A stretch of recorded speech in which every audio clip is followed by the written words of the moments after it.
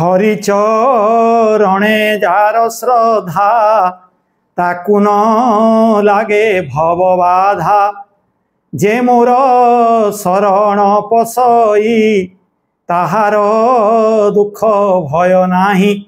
साईराम साई महिमार अन्य एक अध्याय को आपण मानक समस्त को मु स्वागत जनाऊँगी। यही विश्व होछि एक विश्वविद्यालय एवं यही विश्वविद्यालय रे प्रत्येक मनीष होछु आमे माने समस्ते जने जने छात्र।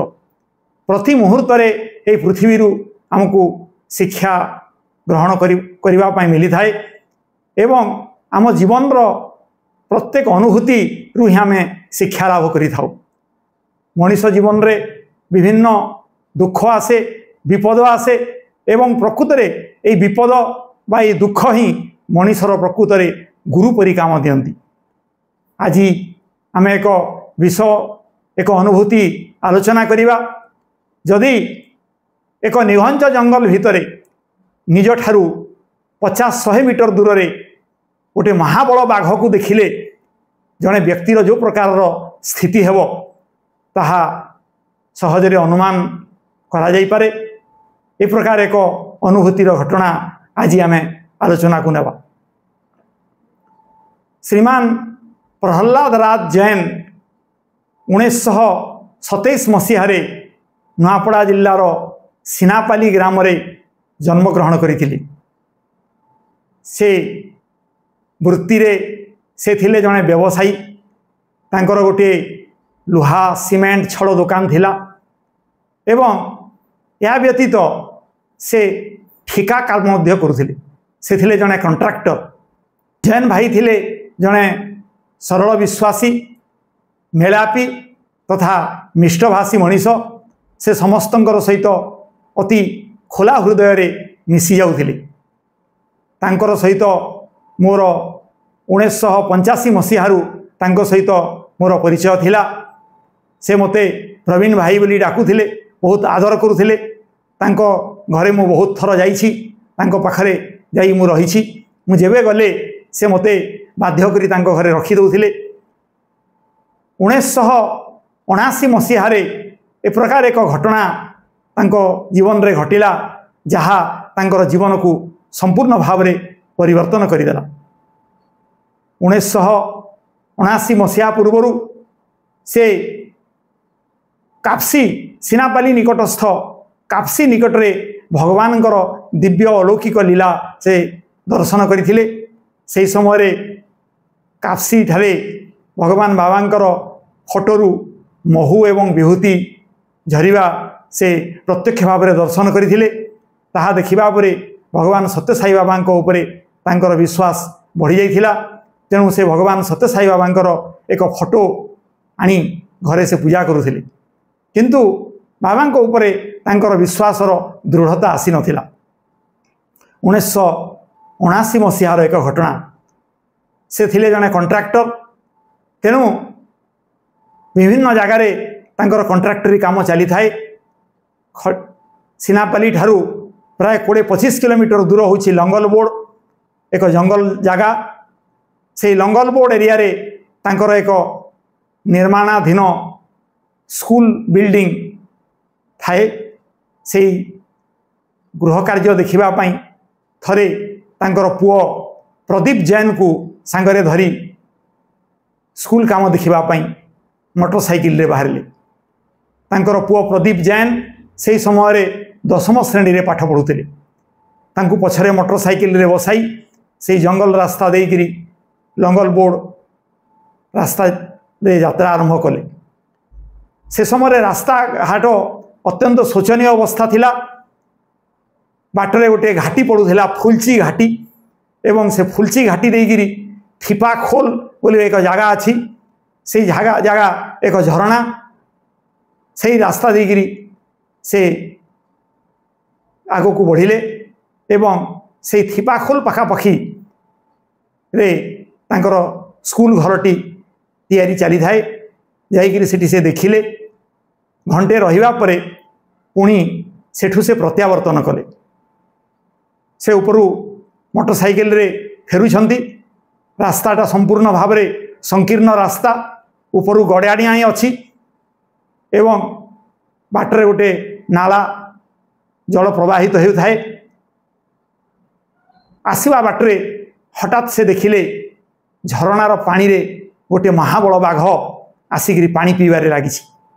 ये दृश्य जिते से देखिले हाथ गोड़ थरीगला, छाती धड़ धड़ होगापाई लगिला।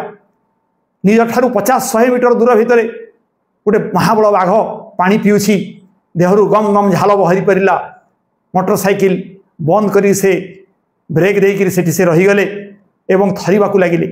पछरे तांकर पुओ तांकू जाबुड़ी धरी थांती, कौन करिवे से किछि चिंता करि पारु न थांती। रास्ता पछकू मध्य जाई हेबो नाही, कारण पछरे अछि उच्च तलकू गणाणी, तलकू आसिले बाघ अछि। ए प्रकार भयभीत अवस्था थिबा समय हठात भगवान बाबा को तांकर मने पड़िला। भगवान को से प्रार्थना करथांती। एई समय हठात तांकर नजर पड़िला से रास्ता साइड रे पत्थर उपरे लिखाई छी डोंट वरी साईराम चखड़ी लिखाई। से आश्चर्य हो गले, डोंट वरी साईराम लिखाई। एतिक बेले को देखिले बाघटा पानी पीकरी धीरे धीरे सेठू चलीगला। किछि समय पर तांकर टिके साहस हला एवं पुणी मोटरसाइकिल को बैक कले एवं पुणी थरे जोठी काम चली से जगह को से फेरिकी चली आसिले। आसिकी पहुँचला गाँवासी मैंने पुणी पचारे आसिक रुंड हो गले। कहले मु जीवा बाटरे बाघ देखिली, आ बाघ पानी पीवाई आसीथिला, आमे जीवन बचेकरी पलि आसीचु। से माने आश्वासना देले किसी भय करंतु नाही, बाघ आउ नथिबो, आपन टिके छाड़ी अध घंटा पर जीवे, बाघ नथिबो, आपन आराम रे जाई परिबे। से जाओ भगवान को प्रार्थना करी घंटे अध घंटा पर पुणी थे यात्रा आरंभ कले। यात्रा आरंभ करी से जो जगार मोटरसाइकिल ओह्लैकरी से लेखा देखी से जगार आसिक पहुँचे। किंतु आश्चर्य देखिले जो पत्थर उपर चक्रे लिखाई डोंट वरी ओम श्री साईराम ताहा नाही। आश्चर्य हो गले। यही प्रकार एक घोर जंगल भितर किए आसिक चखड़ी रे पुणी लिखिला एवं गोटे घंटा पर से जिनिस पुणी से पत्थर रे लिखा ही नहीं, सब जाक लिभि जाइछि। से आश्चर्य हो गले। से जानीपारे निश्चित भाव में भगवान सत्य साई बाबा होइछंती सर्वांतर्यामी एवं सत्य साई बाबा होइछंती सर्वव्यापक चेतना। ताहा ही नथिले ए प्रकार एक घंच जंगल भितर जेतेबेले तांकर साहस नथिला, भयभीत हो जाइथिले। ए प्रकार भयभीत अवस्था रे तांकू साहस वाक्य देव से जानीगले भगवान ही मते साहाय्य करिसंती, मते साहस देइछंती। तेणु सदा सर्वदा से भगवान को ही निजर अंतरंग साथी, निजर जीवन साथी सबुकिछि भगवान को सत्य साई बाबा को ही से ग्रहण करनेले। श्री प्रहलाद राज जैन थिले सिनापाली भजन मंडली प्रथम उद्योक्ता। तांकरी घर ठारू ही प्रति गुरुवार दिन भजन एवं नगर संकीर्तन अनुष्ठित होतिला। तांकर गोटे घर संपूर्ण भाव में संगठन पाई प्रति साप्ताहिक गुरुवार भजन पाई से छाड़ी देथिले एवं 1985 मसीहा ठारू 1992 मसीहा पर्यंत सिनापाली भजन मंडली अति सुंदर भाव में परिचालित होतिला। सेतेबेले सिनापाली भजन मंडली धर्मगढ़ सेवा समितिर अधीन रे थिला एवं प्रतिवर्ष सिनापाली रे 2 थर साधना शिविर एवं वर्षकु थरे आई कैंप मध्य अनुष्ठित होतिला।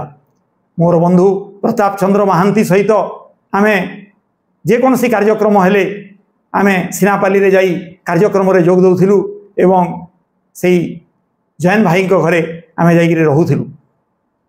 विभिन्न समय रे मु जेतेबेले सिनापाली जाए जैन भाई मते बाध्य कर रखी दउथिले तांको घरे एवं मु तांकर भजन रे जाई जोग दउथिली।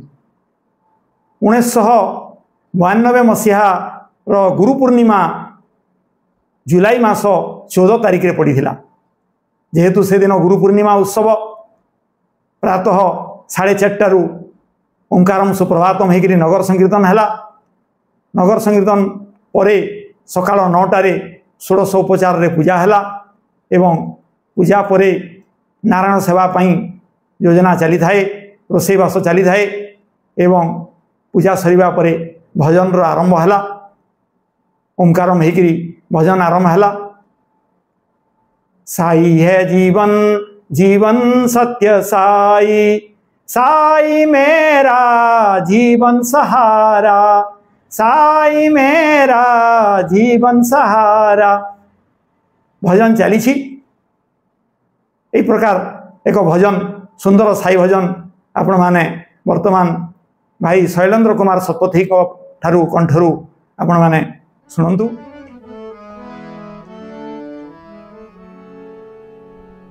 साई है जीवन जीवन सत्य साई साई है जीवन जीवन सत्य साई साई मेरा जीवन सहारा साई मेरा जीवन सहारा साई है जीवन जीवन सत्य साई साई है जीवन जीवन सत्य साई तेरे बिना साई सब है अंधेरा तेरे बिना साई सब है अंधेरा पार करो मेरे जीवन